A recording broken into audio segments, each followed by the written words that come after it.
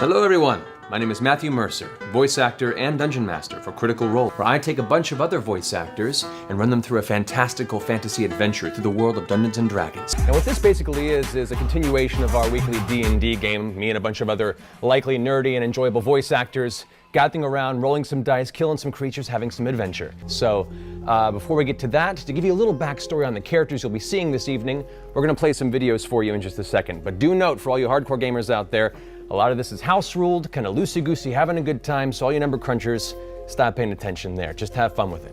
But nevertheless, we have some background story on many of the characters you'll be seeing this evening to kind of help you jump into the story.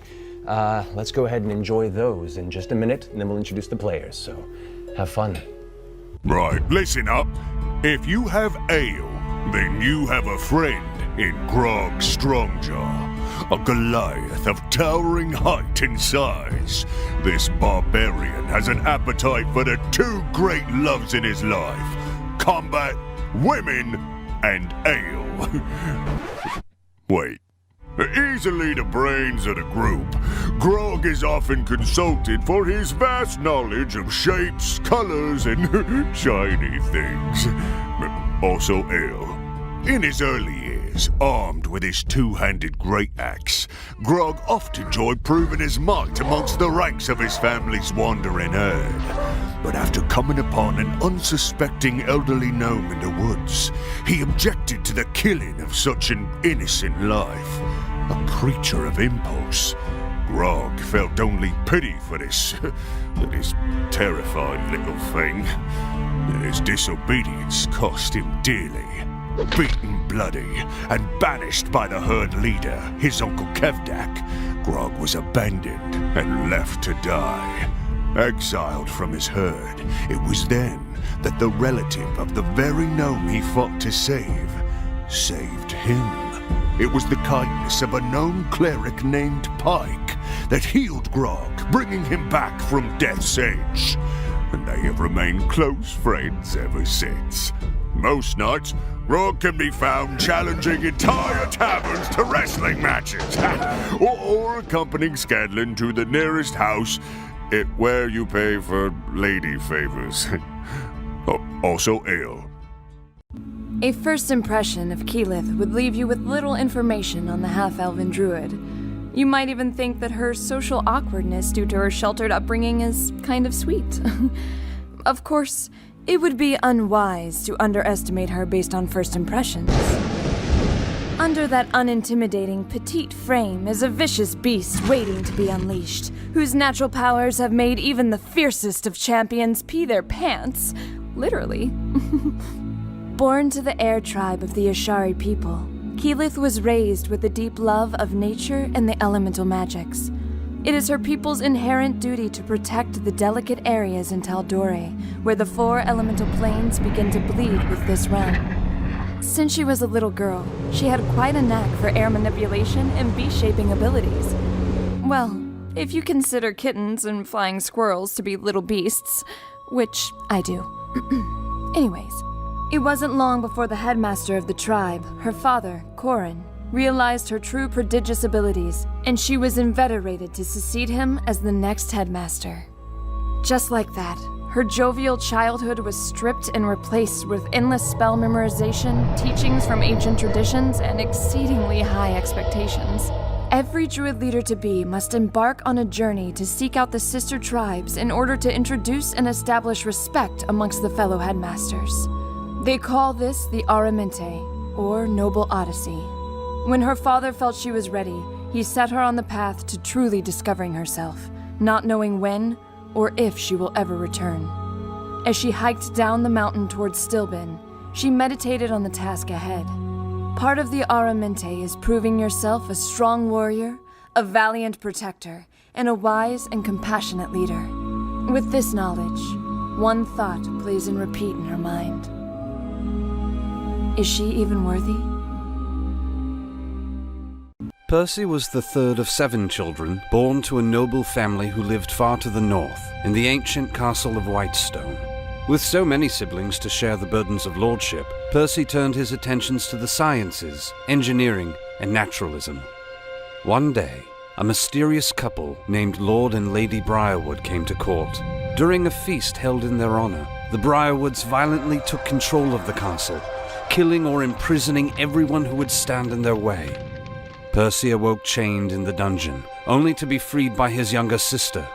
Together they fled, chased by the Briarwoods' men. As they ran, Percy's sister took several arrows to the chest and fell. Percy kept running, eventually jumping into a freezing river and floating unconscious to freedom. He did not remember waking up on a fishing boat. He barely remembered the next 2 years as he slowly made his way as far south as possible. Then one night, Percy had a dream. A roaring cloud of smoke offered him vengeance against those who destroyed his family. When he awoke, Percy began to design his first gun. Oh, you haven't heard of Scanlan Shorthalt? Well, gird your loins, ladies, because he has his eye on you. A talented musician, master of disguise, and dashingly handsome in his own mind, Scanlan sings songs almost as much as he sings his own praises. Born a poor gnome, Scanlan used his endless charm and soaring tenor voice to croon for coin and support his single mother.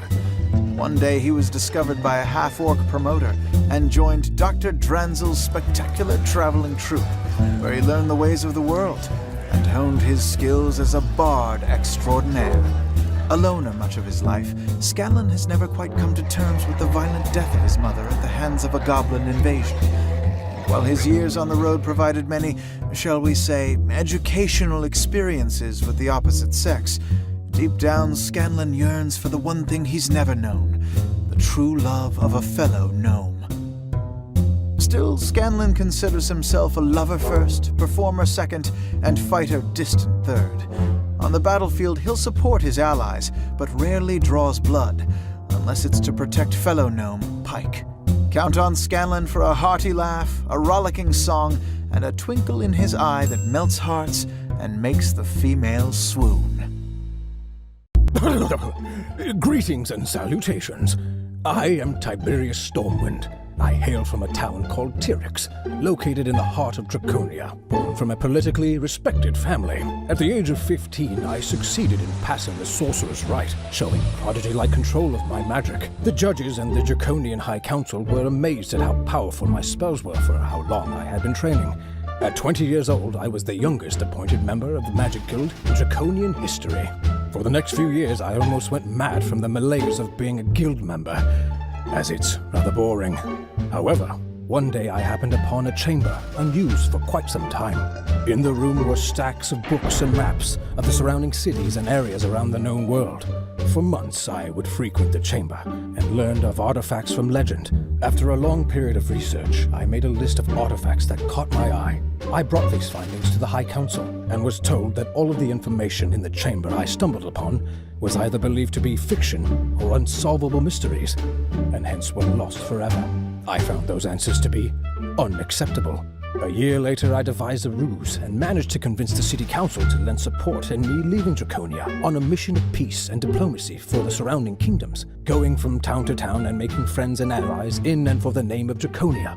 Being a red dragonborn, I had quite the task on my hands in that respect, but it was exactly what I needed so I could explore the world and find these artifacts, as I felt the truth was out there. Some may describe me as buffoonish, but I say poppycock to all that. I am much sharper than most give me credit for. I just don't pay attention to things sometimes. I've also been known to be rather cunning, loyal, happy-go-lucky, and, well, dangerous. I can't help but show my true scales every now and then, but overall I think I'm quite friendly for a dragonborn.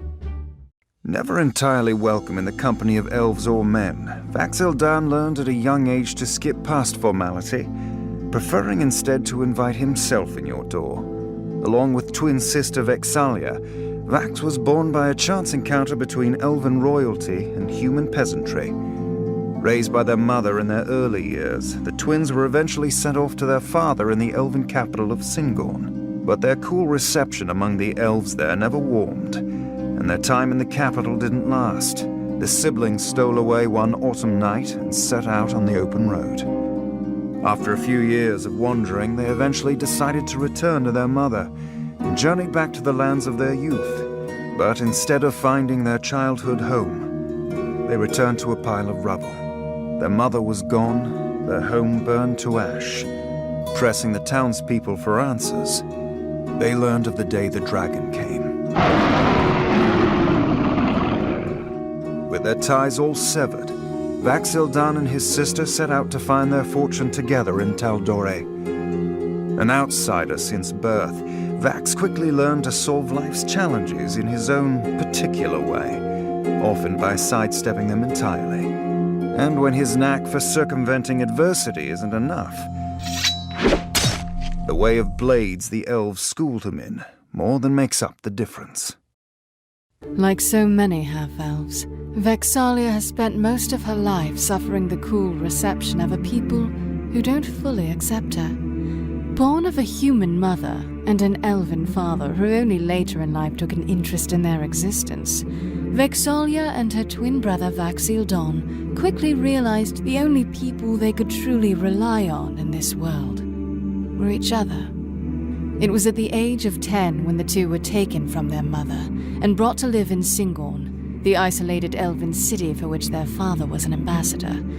He quietly took them in, but always kept an icy distance, and after too many years of disdainful looks, the pair decided to leave his indifference behind and set out on their own. Vax took to the cities, stealing small trinkets and learning the ways of the thief, while Vex kept to the woods. She preferred the isolation. Always the keen observer, she learned to hunt and to track, to spy and to shoot, and through a series of fateful events, earned herself a companion in the form of a bear. Her own stolen trinket, to fight alongside her and protect her fiercely. Also, he is adorable and gives expert massages. But anyway, let's open that up. You know who I am, Matthew Mercer. I'm a voice actor and been running this game for 2 years, hardcore nerd. Let's go around the table and introduce our players so you can attach the faces to the intros you just saw. Let's start on this side with Travis. Oh, hi. Hi. I'm Travis Willingham, voice actor, gamer, and I play Grog, the Goliath Barbarian. Hi, I'm Laura Bailey. I'm also, a voice actor like kind of everyone here. Yeah, I think we all. And I'm playing Vexalia, the coolest chick ever. The ranger with the bear. The ranger with the bear named Trinket, in case you didn't catch that. His name's Trinket, and he's amazing. Hi, I'm Liam O'Brien. I'm playing Vax'ildan, this one's twin. We're half-elven twins, and I started playing D&D when I was 13, and I can't believe this is happening, so cheers. Cheers to this. My name is Taliesin Jaffe. I'm a voice actor, director, and I have been playing some form of Dungeons and Dragons, and if you can't tell by my black clothing, a lot of Vampire the Masquerade when I was a teenager. There was a problem. I'm playing Percy, the gunslinger, so I'm the reason all the rules are all messed up. So. I am Keyleth, the druid from the tribe of the Arashari, and I am a half-elven No, you're an elf. person. No, half-elf. Half-elf? Okay. Yeah, come on, man. Half-elf since day We have a lot of one. half-elves. Yeah, we do. Yeah, half-elf. That was interesting. Yes, and yeah, you can see me shooting lightning and turning into awesome animals.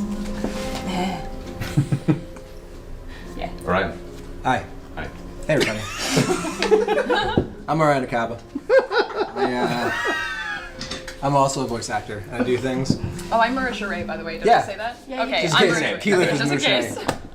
Let Ryan have his moment. Don't try and break No, it's our moment. There you go. All right. And I'm Tiberius, the awesome sorcerer. Dragonborn. So Dragonborn. Yeah. That's right. And I'm Sam Riegel, a voice actor and stuff. And my character is Scanlan Shortheart, the gnome bard who sings a lot. And let's start playing, yeah? Let's jump on in. Thank you. Whew. All right. So